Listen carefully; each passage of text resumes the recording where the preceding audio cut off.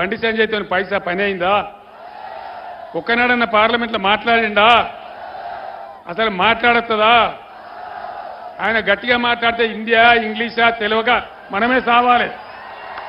ఆయన మాట్లాడే భాష అది హిందీ భాషనా ఇంగ్లీషా తెలుగా మనకే అర్థం కాకపోతే పార్లమెంట్లో వాళ్ళకి అర్థమవుతుందా? మరి అటువంటి వ్యక్తిని మళ్ళా పంపుదామా? అద్భుతమైన న్యాయవాది, ఒక కమ్యూనిస్ట్ కుటుంబంలో పుట్టి ఉద్యమాల బిడ్డగా పుట్టి బ్రహ్మాండంగా తెలంగాణ కోసం 2001 నుంచి ఎస్ఆర్ఆర్ కాలేజ్ గ్రౌండ్ నుంచి నాతో నుండి తెలంగాణ ఉద్యమంలో అడుగడుగున పాలు పంచుకున్న వినోద్ గారిని పంపుదామా? బండి సంజయ్ని పంపుదామా? దయచేసి కరీంనగర్ గడ్డ ఆలోచించాలని చెప్పి నేను కోరుతా ఉన్నా. ఇది ఆశామాషి వ్యవహారం కాదు. రాష్ట్రం మనది, భవిష్యత్తు మనది. మనం గుడ్డిగా ఆశామాషిగా ఓటేస్తే లేని దెబ్బతింటాం. ఇప్పటికే నష్టపోయినాం, ఇప్పటికే దెబ్బతిన్నాం, ఇంకా కూడా ముందుకు